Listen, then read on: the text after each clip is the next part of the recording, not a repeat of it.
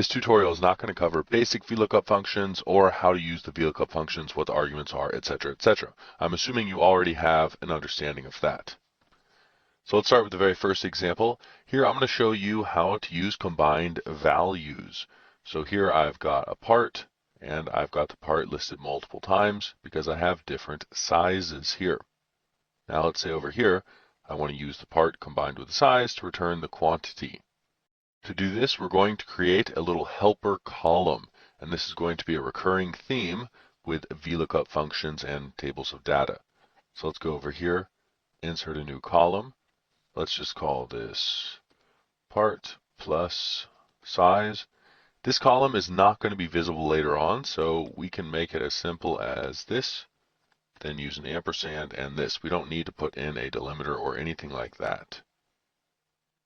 Copy that down. Now let's go create the VLOOKUP. So lookup value is going to be this, ampersand this. The ampersand is going to concatenate the values. So putting this for the lookup value is going to combine both the part and the size entries here. Then we can do a comma. For the table array, select our new column and all of the other data. And this is why it's important to have this column on the left side of your data. So you wouldn't want to put the part plus size column on the right side of the quantity, or the VLOOKUP is not going to work. Column index number 2, false for the last argument, enter. And there we go, ASC1 with a size of small has a quantity of 5. Now what you can do here, it's a good idea so you don't confuse people, is to hide the column. So I just go up here, I right-click column C, and click hide. And the VLOOKUP is still going to work, not a problem at all. If you want to unhide that column to work with it later, simply click B and D. So click over these two columns, right-click, unhide, and you have the column back. So all we did, just to recap, is we used a simple concatenation here using the ampersand to combine column A and column B in this new column. Then over here, when searching for both ASC1 and small, we used the same ampersand to concatenate those two values. Let me scroll over. To concatenate those two values for the lookup value argument. Moving on, let's go to the if error function. So as you may know, if you look for something using the VLOOKUP that doesn't exist in the table, in this case ASC-8, you're going to get an error. The error is annoying, it's nasty, and it scares people. So here's our very basic, simple, easy to use VLOOKUP function. Now let's get rid of the error. If you're in Excel 2007 and later, all you have to do is if error, then the first part, the first argument is the value argument. The value argument is simply what you had in the cell before, which in this case is the VLOOKUP function. Click to the end of the VLOOKUP function, comma. Now what do you want to return if an error occurs? In this case, if the VLOOKUP function can't find the part. Well, you could do two quotes like that, two double quotes, and that would return nothing. So a blank cell like this. Or if you want to be a bit more helpful in this case, you could put something like not found in between the quotes. So if it doesn't find it, it's going to return not found. And if it does find it, it returns the quantity. So once again, just the if error function, super easy, one of the best additions to Excel 2007. Now let's move to the next example, text versus numbers. This is a big problem. So here I've got a table of data, and the part numbers in this case are all numbers. However, they are currently formatted as text. This problem occurs very often when you import data into Excel, and I showed you how to fix it in a previous tutorial where you can easily change all of these numbers into actual numbers simply by multiplying them by 1.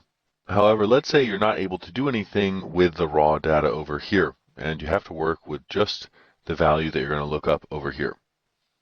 So here I have the regular basic VLOOKUP function, and you can see that it's not going to find anything. It doesn't matter what I type in. Here could be 1001, 1002. It's going to be an error.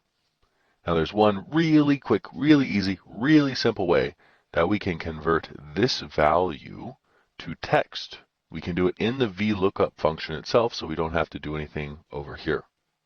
Just go to the lookup value, and either before or after it, you can put an empty space, so 2 double quotes, and an ampersand. Then hit enter, and it works. What that did right there, just adding that little thing right in front of or behind the lookup value, is it converted the number into text. And that's all. Just remember that, double quotation marks, ampersand, that's it. And now everything works. Perfect. Now let's do it the other way around. Scroll down on the same tab. Text to number. So same scenario, except for this time, all of these are formatted as numbers. And over here, for one reason or another, this is formatted as text, and we can't change that. Very, very simple fix, although oddly easy to forget. Double-click the cell, go in front of the lookup value, and simply input 2 dashes. Dash, dash. Enter, and now it works. So you can see it's very, very easy to forget as well. If you want to convert the number into text, just put double quotation marks and the ampersand in front of the lookup value. If you want to convert to numbers, just put a double dash in front of the lookup value. And you can also see actually when I entered the number 1001, it changed it back to a number here. So it doesn't matter if you use a number or you use text, it's still going to work. So let's place that back as text by putting a single quote in front of it, enter, and you can see it still works. Now let's move to the very next example, data with extra spaces. Once again, always clean your data when you bring it into Excel. That includes applying the trim function. I showed you how to do that in another tutorial for easily cleaning data, and you should really take a look at that. But if you can't clean your data for one reason or another, you can only work with a VLOOKUP formula, then here's how you do it. So I'm looking for part ASC-2. There it is. Why won't it work? Because there's a sneaky little space right there at the end. Now let's change our VLOOKUP formula so it'll work with this. Go to the table array, and we're going to put a trim function around that table array. Now if you just hit enter, it's not going to work. We have a different error. What you need to do here is we are creating an array formula. So you need to hit Control Shift Enter. And then that's going to work. You'll know that you did it correctly because if you look up to the formula bar, you'll see the little curly braces around the formula. You cannot enter those by hand. You have to hit Control Shift Enter. What the formula did is it effectively applied a trim to everything in the data table, including in column A the part numbers. So now it doesn't matter how many spaces, or if we have no spaces. So what we did, regular VLOOKUP function with a trim function around the lookup table. And then Control Shift Enter. Now you can also do this by adding another column and applying the trim function to all of column A, and then removing column A or keeping column A and hiding the new column like we did in the other example for this tutorial. You can do a lot of things, but using the trim function is really easy, and once you know how to do it, really simple. You don't have to deal with extra columns, extra formulas, and it's not going to be too confusing down the road to figure out what's going on. Also, if you're worried about extra spaces in this cell over here, D2, where someone's going to enter the part number, you could apply a trim there. It's really not going to hurt anything. The trim function removes spaces from the front and the end of a value in a cell, and it removes any consecutive spaces within the cell. So if there's one space after another inside the cell, it'll change that to just one space. Now let's move to the last example, extra characters. Once again, you have your data table. It's being a real pain in the you-know-what, and you have parentheses around everything. Now here, it's going to mirror a previous example where we added a column, a little helper column, because that's honestly going to be the easiest and most intuitive way to do this. In this case, we do need a little tricky formula for that though. So let's go ahead and add our helper column right here. Part. I'm going to call this part 2. Now we need a formula to remove the parentheses. This is going to be a text manipulation formula, and I highly encourage you to check out some of the text manipulation tutorials from Teach Excel, because here I'm not going to go in depth on how to do it. Just a very simple one. Let's remove the first and the last character.